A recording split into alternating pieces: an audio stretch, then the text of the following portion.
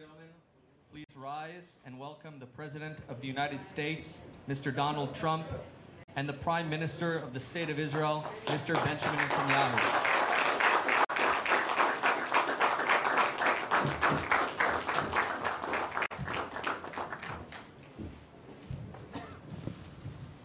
Thank you. President Trump, Donald, Sarah and I are absolutely delighted to welcome you and Melania to the Prime Minister's residence in Jerusalem, the eternal capital of the Jewish people, the united capital of the Jewish state. We've known each other for many years, and it's always good to see you. But it's also wonderful to see the blossoming friendship between our two beautiful wives, Sarah and Melania. You're so welcome here, and we're so pleased to see you. We're honored to have you in our home.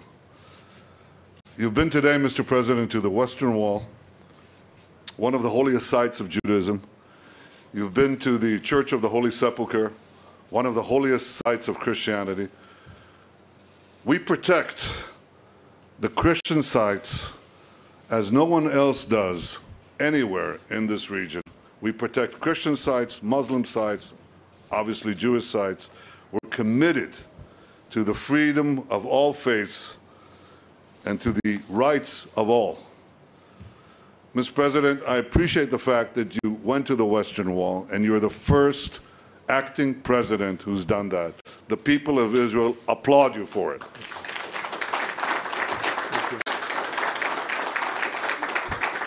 We had a terrific discussion today, and when I say terrific, it encompasses everything. We could talk about deregulation, we could talk about economics. I think we quote each other.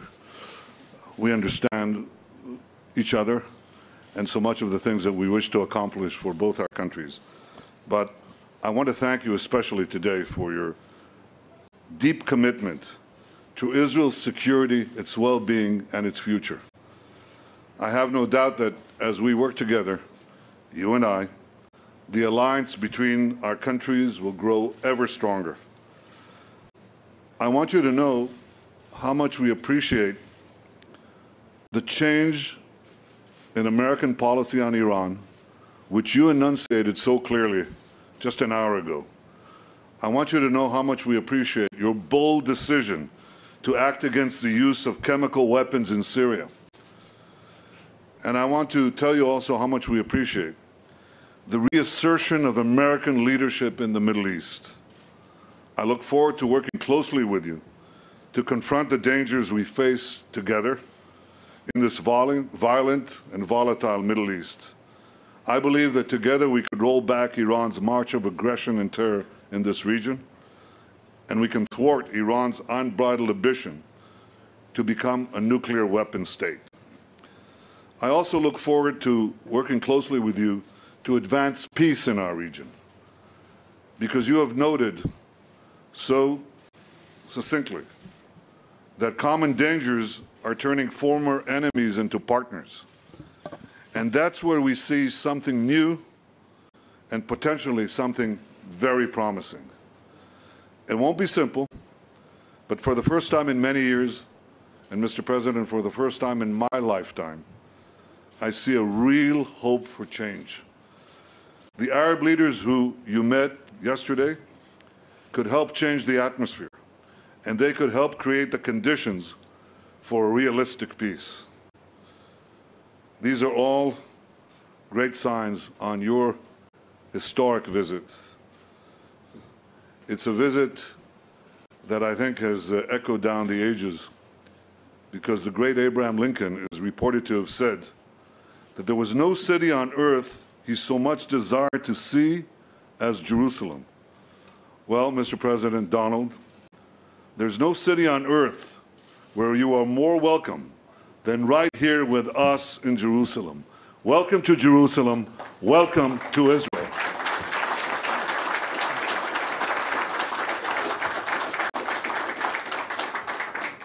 Thank you very much, and it's a great honor to be with my good friend, Prime Minister Netanyahu, and of course, Sarah, thank you.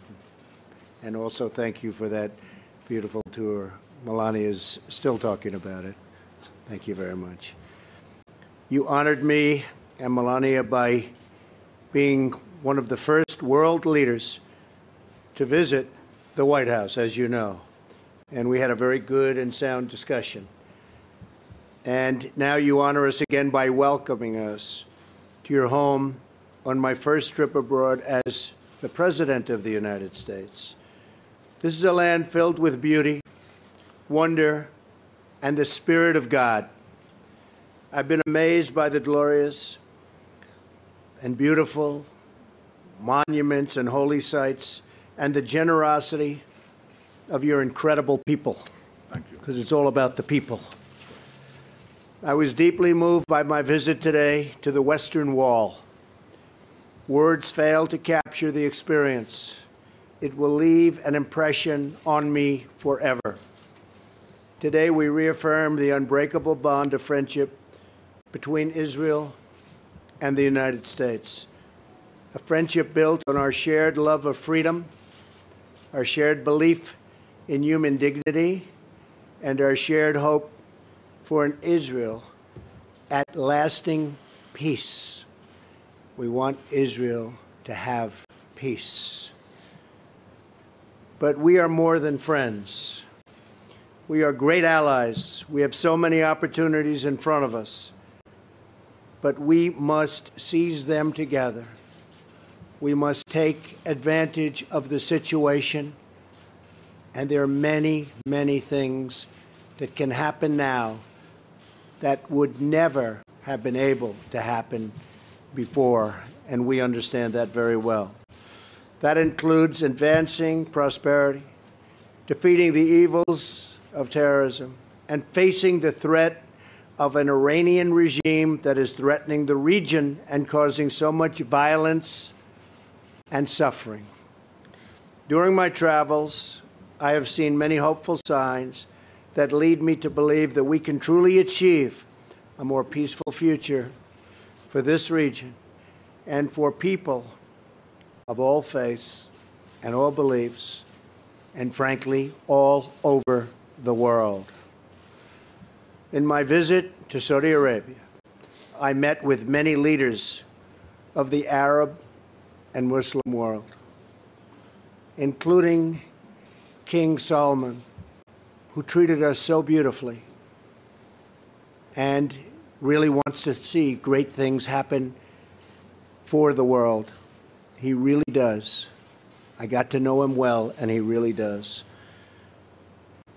These leaders voice concerns we all share about ISIS, about Iran's rising ambitions and rolling back its gains, and about the menace of extremism that has spread through too many parts of the Muslim world. I'm encouraged that they pledge cooperation to confront terrorism and the hateful ideology that drives it so hard. America welcomes the action and support of any nation willing to do the hard but vital work in eradicating the violent ideologies that have caused so much needless bloodshed and killing here and all over the world. We are willing to work together. I believe that a new level of partnership is possible and will happen, one that will bring greater safety to this region, greater security to the United States, and greater prosperity to the world. This includes a renewed effort at peace between the Israelis and the Palestinians. And I thank the Prime Minister for his commitment to pursuing the peace process. He's working very hard at it. It's not easy. I've heard it's one of the toughest deals of all. But I have a feeling that we're going to get there eventually. I hope. I'm certain we will have very productive discussions. And we're going to have very productive discussions, in my opinion, with the leaders of other nations also. And I feel strongly about that, because there's a lot of love out there. And people from all nations, even nations that you would be surprised to hear, They want to stop the killing. They've had enough. America stands ready to assist in every way we can. Our deep and lasting friendship will only grow deeper and stronger as we work together in the days ahead. I thank you again for hosting us in this beautiful and ancient land. Truly, it's a land of wonders, and it's my honor to be here with you. Sarah, thank you. Bibi, thank you. I appreciate it very much. Great honor. Thank you. Thank you.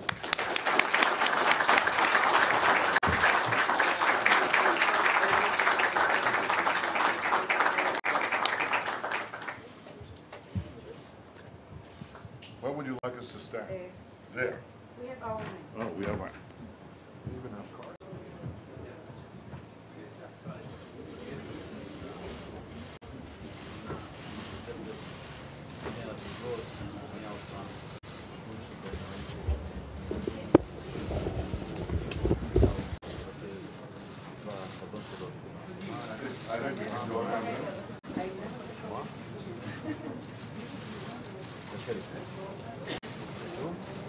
Thank you very much. Thank you. Thank you very much. Thank you. Thank you. והם צריכים חזרה אל תוך מעון